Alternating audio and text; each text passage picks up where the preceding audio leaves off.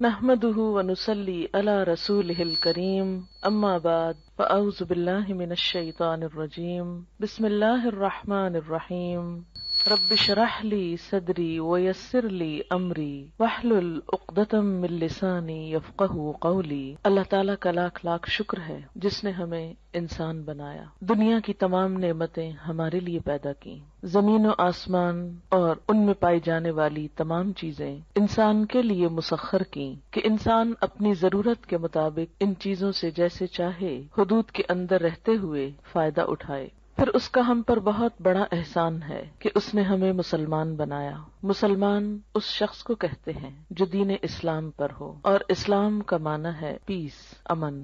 گویا مسلمان وہ شخص ہوتا ہے جو پرامن ہوتا ہے، اندر سے پرسکون ہوتا ہے، لوگوں کے ساتھ پرامن ہوتا ہے۔ لوگوں کے ساتھ وہی شخص پرامن ہو سکتا ہے جو اندر سے پرسکون ہو۔ اگر کوئی شخص خود اندر سے بے چین ہو، غیر مطمئن ہو، غم، غصے، غضب کا شکار ہو، وہ شخص دوسروں کے ساتھ اچھا معاملہ نہیں کر سکتا۔ اسی طرح وہ شخص جو اندر سے بدنیت ہو، حسد کا شکار ہو، بدگمانی کا شکار ہو، برے جذبات کا شکار ہو، وہ شخص بھی دوسروں کے ساتھ اچھا برتاؤ نہیں کر سکتا۔ نبی اکرم صلی اللہ علیہ وسلم نے مسلمان کی تعریف یہ بتائی کہ المسلم من سلم المسلمون من لسانہ و یدہ، مسلمان وہ ہوتا ہے جس کے ہاتھ اور زبان سے دوسرے مسلمان سلامت رہیں، یعنی ان کو کوئی تکلیف نہ پہنچے۔ تو جیسا میں نے عرض کیا کہ دوسروں کو سلامتی وہی دے سکتا ہے جس کا اپنا دل سلیم ہو، سلامت ہو۔ دل کی سلامتی، دل کا اطمینان اور دل کا سکون اللہ کے ذکر میں ہے۔ قرآن پاک میں اللہ تعالیٰ فرماتے ہیں الا بذکر اللہ تطمئن القلوب، خبردار اللہ کے ذکر ہی سے دل اطمینان پاتے ہیں۔ جب دل مطمئن ہو جائیں، پرسکون ہو جائیں، تو ایسے شخص کی گفتگو میں بھی ایک ٹھہراؤ آ جاتا ہے، پرسکون ہو جاتا ہے، پھر وہ دوسروں کے ساتھ معاملہ کرنے میں بھی پرامن رہتا ہے۔ اس کے لیے ضروری ہے کہ ہم سب اللہ کا ذکر کرنے والے ہوں، اللہ کو یاد کرنے والے ہوں، اللہ سے دعا کرنے والے ہوں۔ اسی وجہ سے آج کی اس شام چند دعاؤں کا انتخاب کیا گیا ہے جن کو ہم اگر اپنی زندگی کا حصہ بنا لیں تو لازمی طور پر ہمارا دل پرسکون ہو جائے گا، ہمارے حالات بہتر ہوں گے، اور یہ سب کچھ ہمیں دنیا میں بھی ایک اچھا انسان بننے میں مدد دے گا۔ اور دنیا میں اچھا انسان بننا اس لیے بھی ضروری ہے کہ یہ دنیا پرامن ہو اور اس کے نتیجے میں ہماری آخرت پھر خوشحال ہو۔ ہم سب جنت کی خواہش رکھتے ہیں، ہم سب جنت کے امیدوار ہیں، جنت کے انتظار میں ہیں، لیکن یاد رہے کہ جنت پرامن لوگوں کی بستی ہے۔ جنت میں وہی جا سکتا ہے جو یہ ثابت کرے کہ میں ایک پرامن انسان ہوں۔ دنیا میں بھی جو انسان خود پرامن طریقے سے نہیں رہتا اور دوسروں کی جان، مال، عزت، آبرو پر حملہ کرتا ہے یا ان کو نقصان دیتا ہے، تو ایسے شخص کو معاشرے میں کھلم کھلا چھوڑ نہیں دیا جاتا۔ دنیا میں بھی ایسے شخص کی جگہ جیل خانہ ہوتی ہے۔ ایسے لوگ جو معاشرے کا سکون برباد کریں، معاشرے میں بے چینی پیدا کرنے کا سبب ہوں، ان کو دنیا میں بھی پکڑ کر قید کر دیا جاتا ہے، اور اگر وہ دنیا کی قید سے بچ بھی جائیں، ان کا کوئی جرم ثابت نہ ہو سکے اور دنیا میں کوئی سزا نہ پا سکیں، تو آخرت میں ایسے لوگوں کے لیے پھر یقینی طور پر جیل خانہ ہے۔ اللہ کے جیل خانے کا نام جہنم ہے۔ وہ کون سی چیزیں ہیں جو انسان کو جہنم میں لے جاتی ہیں؟ ان میں انسان کی بری نیت سب سے پہلے آتی ہے۔ اگر کوئی شخص خانہ کعبہ کا طواف بھی کر رہا ہو لیکن اس کی نیت اللہ کو خوش کرنا نہیں، لوگوں کے سامنے اپنی نیکی کا پرچار کرنا ہے، تو اس کی وہ نیکی جعل سازی شمار ہوگی، قابل قبول نہ ہوگی۔ اسی طرح دوسری چیز جو انسان کو اللہ تعالیٰ کی نظر میں گراتی ہے وہ زبان کا غلط استعمال ہے۔ جھوٹ، چغلی، غیبت، دوسرے کو تانا دینا، یہ تمام چیزیں انسان کو اللہ تعالیٰ کی نظر میں گرا دیتی ہیں۔ یہاں تک حدیث میں آتا ہے کہ بسا اوقات انسان باقی زندگی میں کچھ اچھے ہی کام کرتا ہے لیکن اپنی زبان سے بعض اوقات ایسا کلمہ نکالتا ہے، ایسی بات نکالتا ہے کہ اس ایک بات کی وجہ سے وہ جہنم کی گہرائیوں میں جا پہنچتا ہے۔ ازواج مطہرات میں سے ایک نے دوسری کے قد کے بارے میں کچھ اظہار خیال کیا کہ فلاں تو ٹھنگنی ہے، ٹھنگنی کہتے ہیں جس کا قد چھوٹا ہو۔ آپ صلی اللہ علیہ وسلم نے یہ لفظ سن لیا، آپ نے فرمایا تم نے اتنی سخت بات کی ہے کہ اگر اسے سمندر میں بھی ملا دیا جائے تو اس کا پانی بھی کڑوا ہو جائے. لیکن ہمارے عام طور پر ماحول میں اس قسم کے تبصرے کسی کے ناک پہ، کسی کے جسم پہ، کسی کے قد پہ، کسی کے رنگ پہ، کسی کی چال پہ، کسی کی لباس پہ کس قدر عام ہے. اور کبھی ہم نے منہ سے ایسے غلط لفظ نکالتے ہوئے سوچا بھی نہیں کہ ہم کوئی بری بات کر رہے ہیں. ہم کہتے ہیں تو کیا ہوا، وہ ایسے نہیں ہے، میں کوئی جھوٹ کہہ رہا ہوں، اور یہ کہہ کر اپنے آپ کو مطمئن کر لیتے ہیں اور پھر رواں تبصرے شروع کر دیتے ہیں. عام طور پر گفتگو کا موضوع لوگ ہوتے ہیں اور لوگوں کے ظاہر پر، حالت پر، شکل و صورت پر زیادہ تبصرے ہوتے ہیں. ان تمام اخلاقی برائیوں سے بچنے کے لیے ضروری ہے کہ انسان اللہ تعالیٰ سے مدد مانگے، اللہ تعالیٰ سے مدد لے. قرآن پاک میں اللہ تعالیٰ فرماتے ہیں کسی بھی مشکل سے نجات پانے کا جو ذریعہ ہے وہ ہے وَاسْتَعِینُوا بِالصَّبْرِ وَالصَّلَاةِ، مدد مانگو صبر کے ساتھ اور نماز کے ساتھ.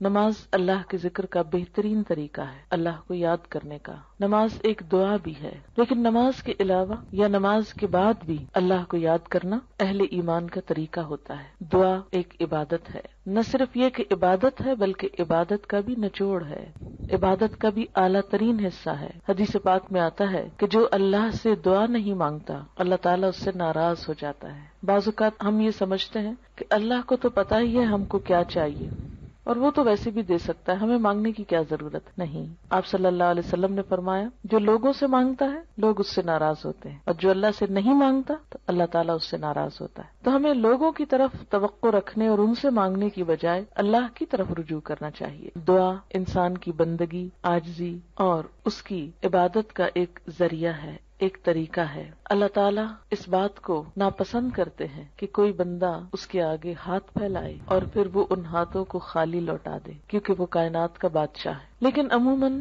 ہم دعا مانگنے میں کچھ ایسی غلطیاں کرتے ہیں کہ جن کی وجہ سے دعا قبول نہیں ہوتی. اس میں سب سے بڑی غلطی یہ ہوتی ہے کہ بسا اوقات ہم دعا تو مانگتے ہیں لیکن غفلت کے ساتھ توجہ نہیں کرتے، ہمیں یہ نہیں پتا ہوتا ہم مانگ کیا رہے ہیں. بعض اوقات کیا کرتے ہیں، کسی مشکل کے لیے وظیفہ تو پڑھتے رہتے ہیں، کوئی مخصوص آیت 1000 دفعہ پڑھ لی، 2000 دفعہ پڑھ لی، لیکن دعا نہیں مانگتے. ہم سمجھتے ہیں کہ صرف یہ آیت پڑھنے سے ہی کام ہو جائے گا. اس طرح ہم اپنے اوپر ایک ناروا بوجھ بھی ڈالتے ہیں اور دعا سے بھی محروم رہتے ہیں. بعض اوقات ایسی دعائیں مانگتے ہیں جو اس موقع کی مناسبت سے نہیں ہوتی. بعض اوقات ہم کچھ چیزیں تو مانگ لیتے ہیں روٹین میں یا رٹے رٹائے جملے بول دیتے ہیں لیکن ان کو محسوس نہیں کرتے. اور بعض چیزیں ہماری ضرورت کی ایسی ہوتی ہیں کہ جن کو مانگنے کا ہمیں سلیقہ ہی نہیں آتا کہ وہ بھی مانگنی چاہیے. اس لیے وہ تمام چیزیں ہم مانگیں جو نبی صلی اللہ علیہ وسلم نے مانگی. وہ کیوں، کس لیے؟ اس لیے کہ آپ ہمارے لیے ایک بہترین نمونہ تھے. آپ کی دعائیں بھی قبول ہوئیں، آپ کے مانگنے کا طریقہ بھی ہم سے زیادہ بہتر تھا، اور آپ نے وہ تمام چیزیں مانگی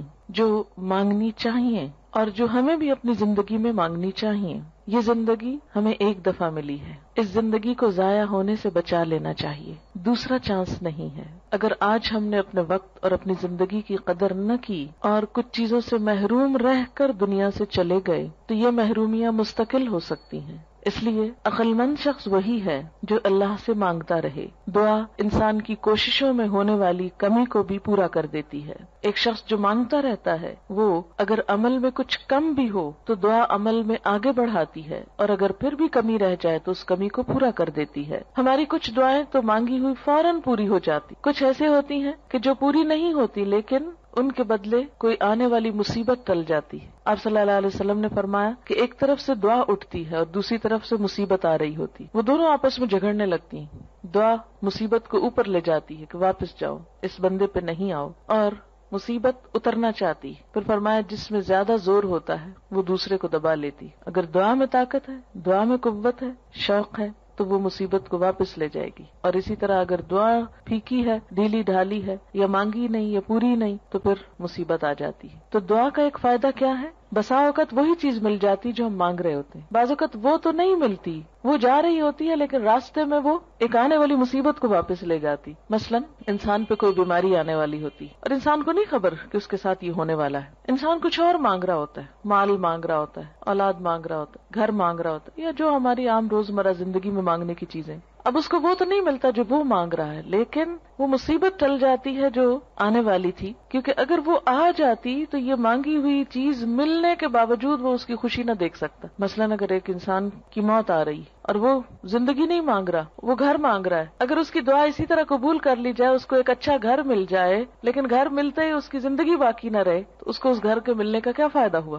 کوئی فائدہ نہیں، کیونکہ وہ تو زندہ ہی نہ رہا. اس لیے اللہ تعالیٰ کو زیادہ بہتر طور پہ پتا ہوتا ہے کہ اس وقت ہماری ضرورت زندگی ہے یا گھر ہے، مثلاً یا صحت ہے یا اولاد ہے. بعض اوقات انسان اولاد کی دعا کرتا ہے، بیٹے کی دعا کرتا ہے، جو ہمارے معاشرے میں عام طور پر ہے، لیکن اللہ تعالیٰ وہ نہیں دیتا، اس کے بدلے میں کچھ اور دے دیتا ہے جو اس سے زیادہ انسان کی ضرورت ہوتا ہے. تیسرا طریقہ یہ ہوتا ہے کہ جو کچھ انسان مانگتا ہے وہ نہ تو وہ ملتا ہے، نہ مصیبت ٹلتی ہے، بلکہ آخرت کے لیے جمع ہو جاتا ہے، انسان کی نیکیوں میں بدلتی جاتی ہے دعا. کوئی مانگی ہوئی دعا ضائع نہیں جاتی. یہ یاد رکھیں کہ دعا ایک ایسی نیکی ہے جو ضائع نہیں ہوتی، وہ اپنا اثر ضرور رکھتی ہے. کچھ کام تو ایسے نا جو ہم کرتے بھی رہیں تو ضائع ہوتے جاتے ہیں، کوئی نتیجہ ہی نہیں نکلتا. مثلا دنیا میں کئی ایسے بزنس ہوتے ہیں، انویسٹ کرتے ہیں لیکن اس کو کوئی فائدہ نہیں ہوتا، الٹا نقصان میں جاتے ہیں. لیکن دعا ایسی انویسٹمنٹ ہے جو ضائع نہیں جاتی. آپ مانگتے چلے جائیں، اگر دنیا میں کچھ نہیں بھی ملا تو آخرت میں اس کے بدلے میں اتنا کچھ جمع ہو جائے گا کہ وہاں جا کر انسان تمنا کرے گا،